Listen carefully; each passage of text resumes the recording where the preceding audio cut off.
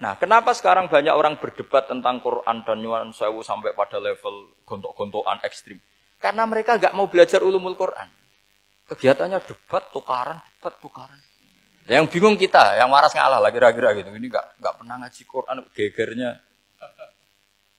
Ya kacau. Ada ulumul Quran, itu yang namanya kitab Al-Itqan. Dan itu dibukukan oleh ulama. Dan gampang sekali.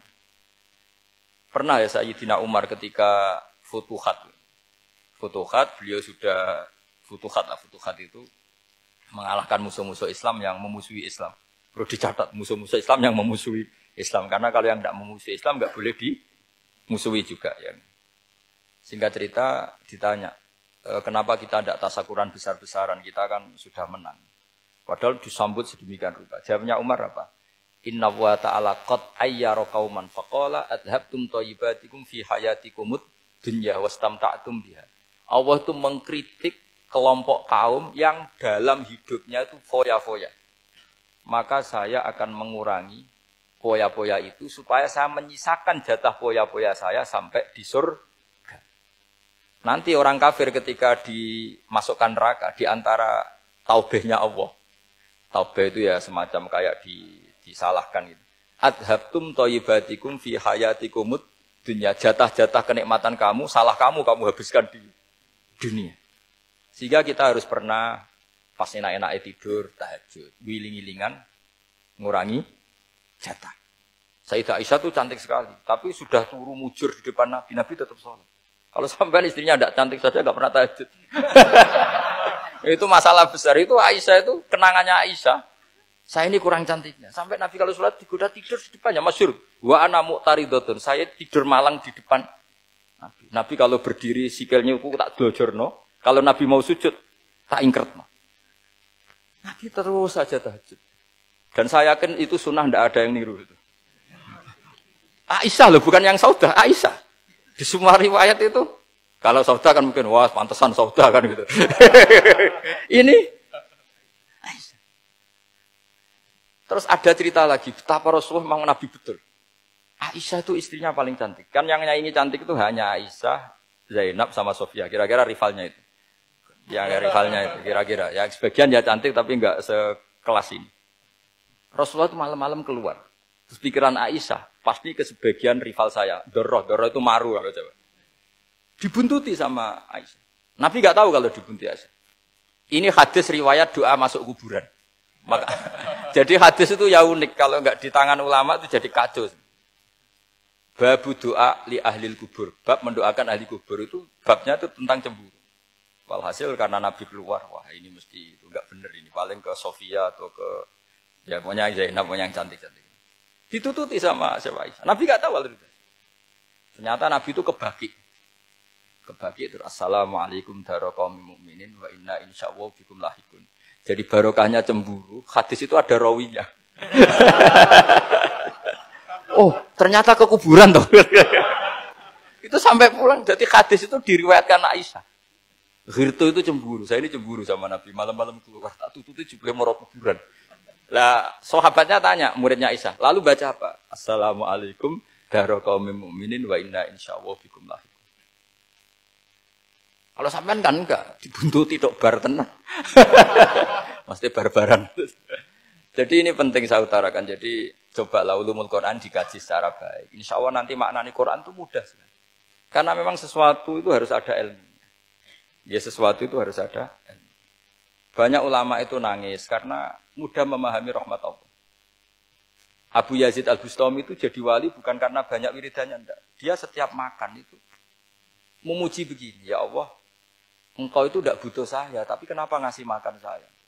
Kalau majikan ngasih makan karyawannya kan supaya mau kerja. Semua kebaikan manusia itu pasti ada imbalannya. Tapi engkau itu tidak butuh apa-apa. Kenapa ngasih nikmat kepada manusia padahal engkau tidak butuh? Itu kan aneh betul.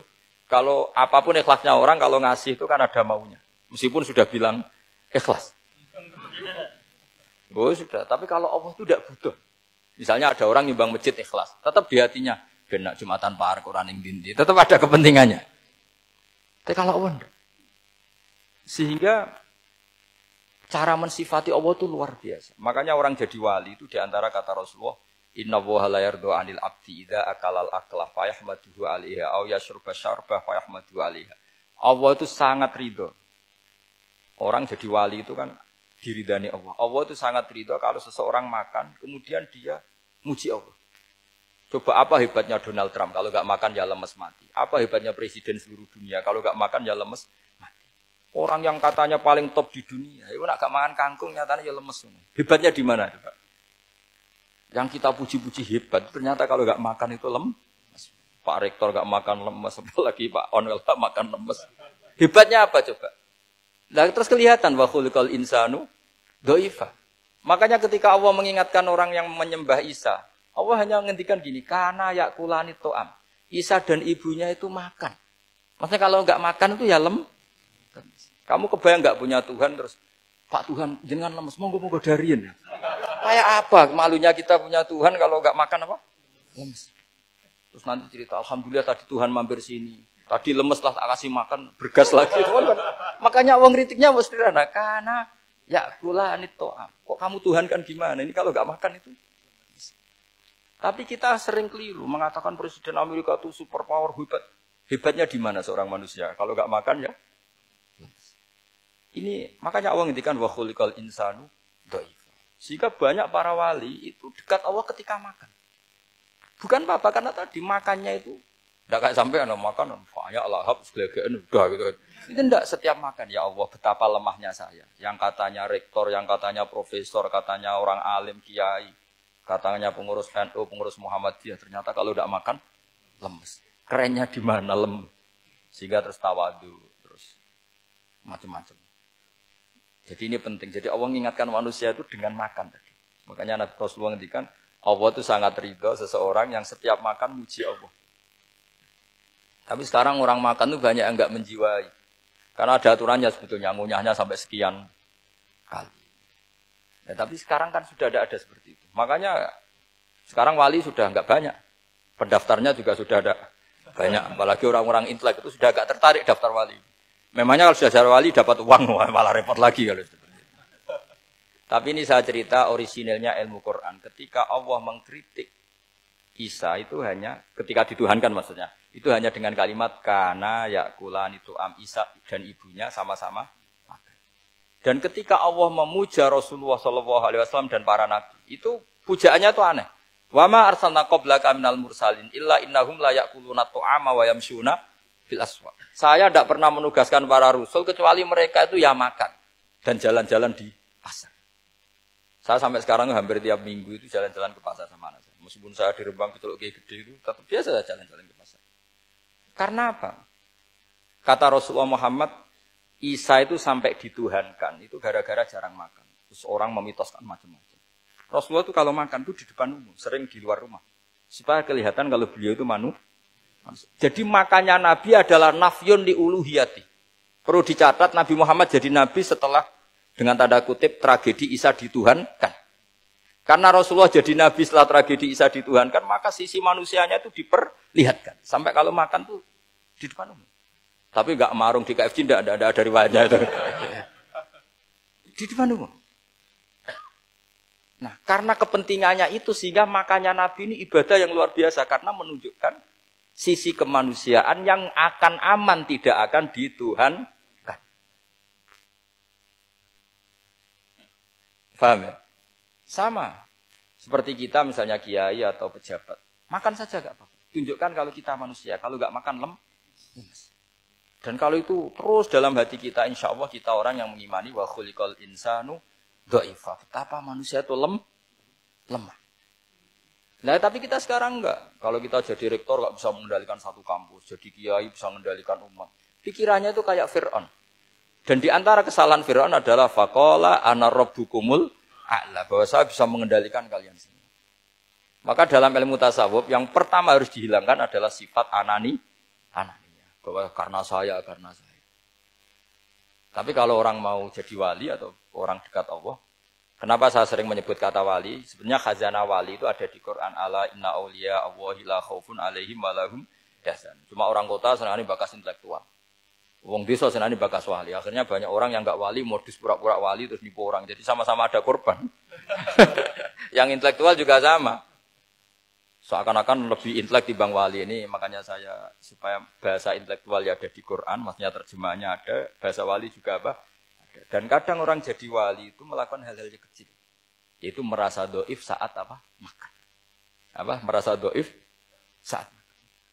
Karena tadi paling mudah menafikan ketuhanan seseorang adalah nyatanya kalau nggak makan lemes. Paling mudah mendoifkan manusia yang katanya presiden superpower pun kalau nggak makan. Apa artinya kehebatan manusia yang sehatnya bergantung nasi satu mangkok? Kerennya di mana coba? Presiden kondang bisa pengaruh seluruh dunia. Jajalnya gak mangan sedino. Lemes. Berarti hadar rojul lelaki ini bergantung satu mangkok nasi. Hebatnya di mana coba? Makanya ada seorang raja angkuh datang ke seorang ulama. Saya raja bisa mengendalikan dunia. Kata ulama, tanya gini, andaikan kamu tidak bisa minum, kemudian harus bisa minum kalau orang menukarkan kerajaan kamu. Kamu boleh minum, asal kamu tidak jadi raja.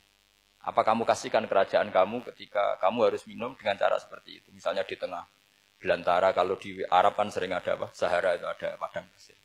Terus kata raja itu, ya saya milih minum. Kalau saya tidak minum mati, mendingan tidak punya kerajaan. La tafrah bimulkin la yusawi apa kak samain. Kamu jangan bangga dengan kerajaan yang nilainya tidak ada dengan segelas. Baru dia sadar ternyata. Jadi kamu jangan bangga dengan satu kerajaan yang bahkan akan kamu tukarkan dengan segelas. Artinya pertanyaannya gini, kerajaan yang kamu bisa mimpin ini ditumpang air apa ditopang keangkuhan Anda? Sebenarnya hanya ditopang air.